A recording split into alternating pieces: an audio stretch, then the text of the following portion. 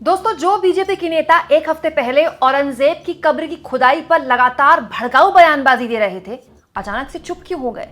क्या ऐसा तो नहीं कि बीजेपी को अपने सहयोगी दलों की वजह से इस पूरे मुद्दे पर पैर पीछे खींचने पड़े हैं, या फिर एक्चुअली में ये जो हिंदूवादी ताकतें हैं, जिनको कट्टर हिंदूवादी ताकतें कहा जाता है, जो सीधे बीजेपी को फायदा पहुंचाती हैं राजनीतिक तौर पर, ये इतनी बेलगाम हो चुकी हैं कि ये बीजेपी या आरएसएस के कंट्रोल से बाहर हो चुकी हैं।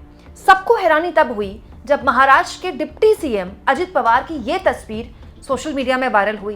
दोस्तों, अजित पवार उसी सरकार के डिप्टी सीएम हैं जिस सरकार के मंत्री रितेश राणे एक हफ्ते पहले औरंगजेब की कब्र को लेकर बेहद भड़काऊ बयान दे रहे थे, ये कहते हुए कि बाबरी में जो कार सेवकों ने किया, कब्र के साथ, औरंगजेब की कब्र के साथ भी अगर वो हो जाता है तो जो संगठन है, जो हिंदूवादी संगठन है, वो अपना काम करेंगे। एक मंत्री के तौर पर मैं जो कहना चाहता था मैंने कह दिया। मतलब आप सोचिए, प्रदेश के एक मंत्री पद में रहकर इस तरह की बयानबाजी कर रहे हैं। और तो और मुख्यमंत्री देवेंद्र फडणवीस भी कह चुके हैं कि सरकार में रहते हुए उनकी मजबूरी है कि कब्र का संरक्षण उनको करना पड़ रहा है। लेकिन इन सबको दरकिनार करते हुए दोस्तों अजित पवार सामने आए हैं। दोस्तों, अजित पवार एक इफ्तार पार्टी में शामिल हुए।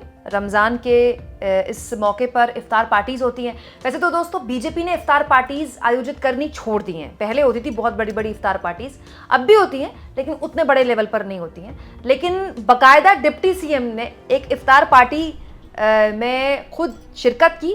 सर पर वो टोपी पहनी जिसको पहनने के लिए बीजेपी के लोग विपक्षी पार्टियों के नेता की आलोचना करते हैं कि ये तो तुष्टीकरण की राजनीति करते हैं, कि तो टोपी पहन लेते हैं मुसलमानों के वोट पाने के लिए। बताइए, आपके सहयोगी ने टोपी पहन ली, सहयोगी भी नहीं, आपके सरकार के डिप्टी सीएम ने टोपी पहन ली। और जो बयान अजित पवार ने दिया उनको सुनिए।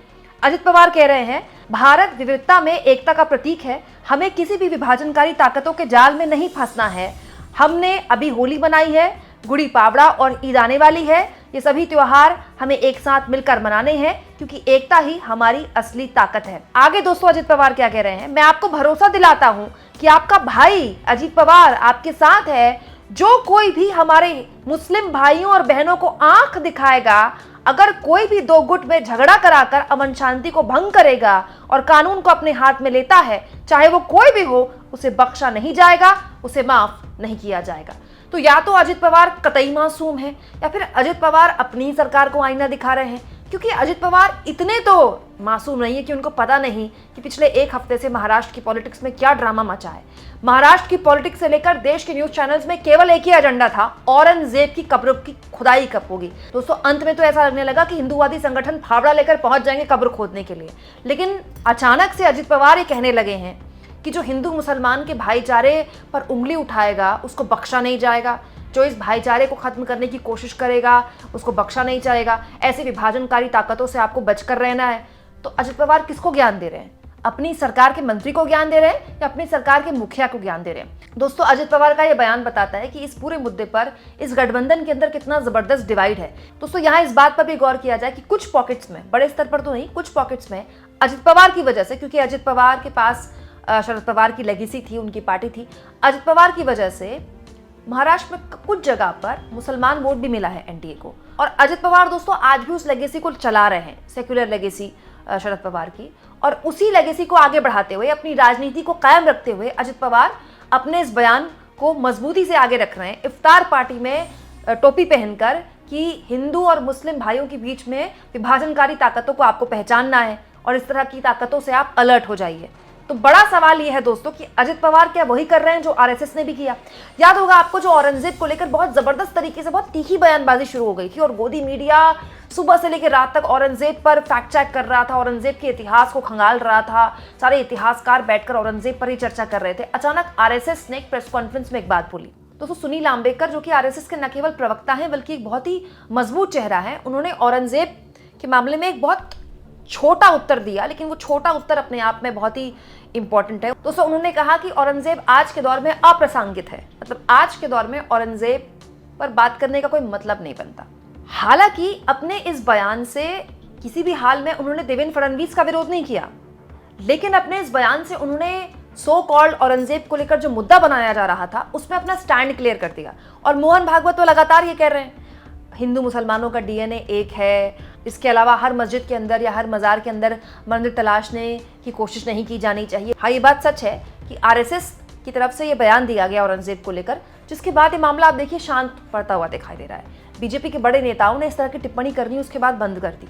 लेकिन सच्चाई तो ये भी है ना दोस्तों कि बजरंग दल और विश्व हिंदू परिषद इस तरह के प्रदर्शन कर रहे थे औरंगजेब को लेकर, तो आरएसएस क्या झक मार रही थी? आरएसएस से ही निकले हैं ना ये संगठन। तो ये बताता है दोस्तों कि जो ये हिंदुत्व की राजनीति का चलन शुरू हुआ है उसमें हर कोई योगी आदित्यनाथ बनना चाहता है, क्योंकि योगी आदित्यनाथ बनकर आप मोदी की लेगेसी को एक तरह से चैलेंज कर सकते हैं कि मोदी के बाद कौन। तो योगी आदित्यनाथ अकेले क्यों रहे? देवेंद्र फडणवीस को लगा हम भी उस लाइन में खड़े हो जाएं। इसके बाद बीजेपी के अंदर के नेताओं को भी लगने लगा है कि जो जितना हिंदू मुसलमान करेगा उसका उतनी जल्दी प्रमोशन होगा। फिर नीतीश राणे जैसे लोग सामने आ गए। लेकिन सच्चाई ये भी है दोस्तों कि इस जो गठबंधन में बहुत सी अलग अलग विचारधाराओं की पार्टियां हैं। अजित पवार आज कह रहे हैं कि जो हिंदू मुसलमान करेगा उनसे आपको बचकर रहना है, उन पर हम सख्त एक्शन लेंगे। तो ये इस बात का संदेश है कि केवल इस तरह के मामले उठाकर आपका ध्यान भटकाने की कोशिश जरूर की जाएगी, लेकिन होना जाना कुछ है नहीं। दूसरा और सबसे महत्वपूर्ण बात दोस्तों कि संसद के अंदर भी अब ये मामला उठने लगा है। दोस्तों, संजय राउत उद्धव ठाकरे की पार्टी के राज्यसभा सांसद है। उन्होंने संसद में अमित शाह की मौजूदगी में इस मुद्दे पर मुखरता से अपनी बात रखी। सुनिए। सर, गृह मंत्रालय के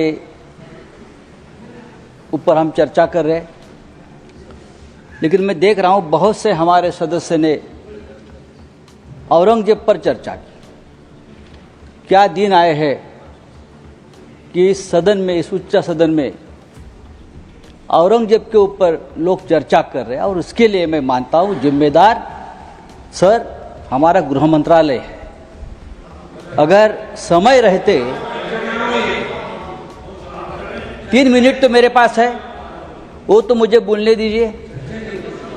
अगर गृह मंत्रालय ने, देश के गृह मंत्रालय ने ऐसी जो ताकतें हैं, जो बार बार इस देश में औरंगजेब का नाम लेकर इस देश में अस्थिरता पैदा करने की कोशिश की, उसमें कुछ लोग ऐसे हैं जो महाराष्ट्र में मंत्री है, जो केंद्र में उच्च पदों पर है, तो उनको अगर हम रोके नहीं तो ये देश एक नहीं रहेगा, ये देश अखंड नहीं रहेगा। देश में एकता और अखंडता कायम रखने का काम ये गृह मंत्रालय का है। लेकिन मैं देखता हूं सर, कुछ सालों से इस देश को पुलिस स्टेट बना दिया है, पुलिस स्टेट। और उनका काम क्या है कि विरोधियों को कमजोर करना, पॉलिटिकल पार्टियों को तोड़ना, यह गृह मंत्रालय का काम है हर जगह। एमपी विधायक उनको खरीदने के लिए पुलिस की मदद देना। अगर ये हो जाएगा तो जो असली काम है गृह मंत्रालय का, लॉ एंड ऑर्डर, देश को एक रखना, सुरक्षा रखना। एक मणिपुर कल तक जल रहा था, लेकिन अब महाराष्ट्र को भी जला दिया, महाराष्ट्र को जला दिया।